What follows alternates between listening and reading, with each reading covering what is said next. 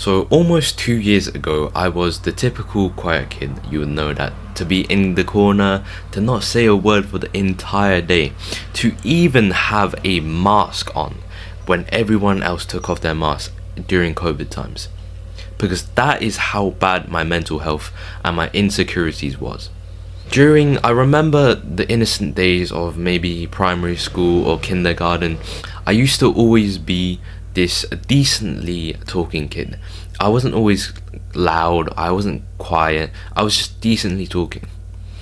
Now, what led to this was, I think, a very, very down bad state of mind. I think it was all of the down bad stuff that I watched online that I fell into the trap of, that made me this sort of like social reject, disgusting creature. And so after a long period of being treated as such, being treated as this decrepit, disgusting creature, I had this inner desire for control.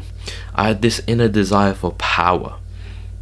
I really, really wanted to show everyone that I'm not like this, because deep down inside I still had the innocent side of me. I still had the true core self. That led me to self-improvement. Now, you may think this is the part of the story where everything turns well. Oh, I got hench. My mental health is amazing. I made a bunch of friends. No. When I entered the self-improvement, I didn't enter the conventional way. Hamza wasn't around. All of these nowadays fun, easy, accessible advice of Hamza, Iman Gaji, all of those people were not around. The self-improvement industry wasn't commoditized, I guess you could say. It wasn't common. And so what did that lead me to?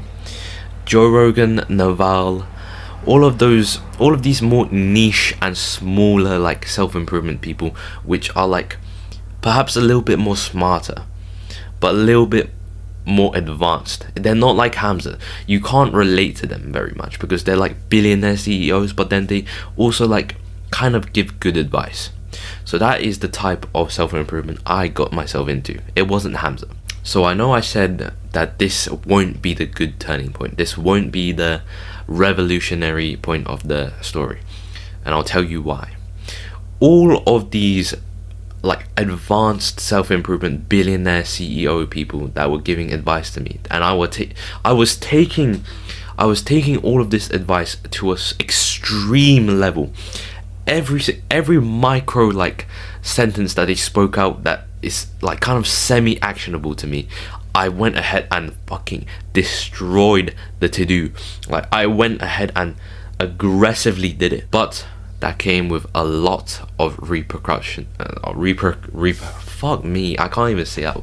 Repercussions.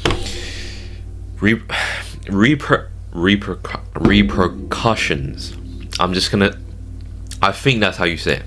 That came with a lot of consequences and repercussions. And so through discovering all of Alex Becker, Naval, all of these Alex Becker, of course, now he's like super famous or whatever, but back then when he was posting like the dopamine detox, this one thing will change your entire brain, this isn't fun, but it made me $1 billion.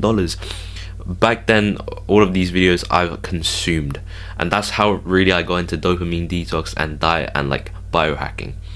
And then Hamza came along with his like synthesized version, like smaller version, and then I just kind of related to him, and then like now I watch Hamza. But point is, one day I came across, through day after day of me watching all of this and searching for more, I came across the laws of power and the Stoics. Now the Stoics appeared to me as like this sort of golden thing, because back then I think I labelled stoic as in the controlling of your emotions, to be a cold motherfucker, to be a sigma male.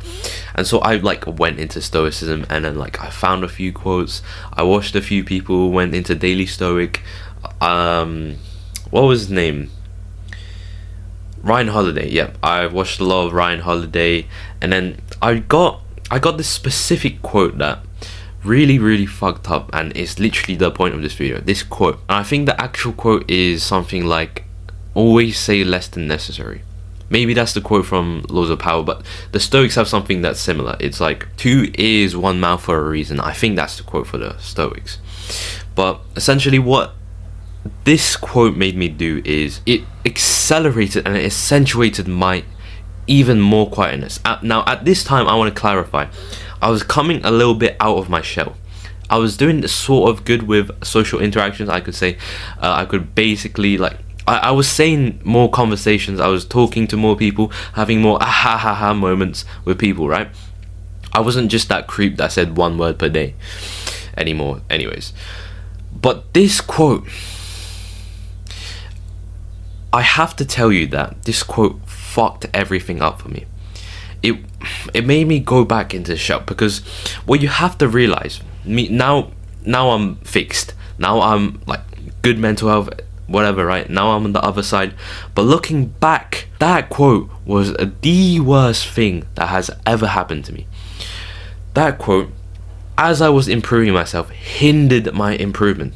As I thought it would help me, right? But it hindered it, because the thing is about these quotes and a lot of different Stoic quotes and laws of powers, if you use these laws of powers or these Stoic quotes, and you yourself look like a chubby, nerdy, like terrible hair, low confident, low self-esteem, and you try to use these laws of power, what do you think you'll end up looking like? You look like some like messed up person, because you're not powerful. You haven't been to the gym. You don't have the appearance of a, you don't have the self-image. You don't even believe it yourself that you're a powerful person. And you use these quotes, and especially this one made me back into my shell, made me back into a quiet kid loser. Now I want to note that it didn't fully put me back in, but it's kind of, I think the right diagram, the right like interpretation was that I came out of my shell a little bit, and it just kind of like summoned a wall there, and it kind of hindered it. Every time I wanted to improve and go and talk to people, and I use my socializing skills that I learned online, this quote stood in the way, because I wanted to seem more powerful. But what you have to realize is the powerful guy is the charismatic guy. And no matter how much you like become the Sigma male, you sit in the corner, whatever, you have to first learn how to be charismatic with your words, and then you can maybe do this. But if you're still the quiet kid, there is no doing this. Please do not do this. Please save yourself literally 2 years of torment. Please do not do this. I'm asking you now. Please, bro, you'll save you save everything. This has been the biggest hindrance to my growth in socializing. Now at least I'm reading like how to win friends and influence people, and I'm practicing in my gym, etc. And I can actually hold like, bro, point is, now I'm on the other side, I'm good now, okay? And so the point is, they don't tell you these things. All of these like big people with the billionaire whatever, they're all like fucking old. They're like 50, 30, 40. They don't tell you these things. And so if you're like some literal video game like down bad loser that's like skinny fat,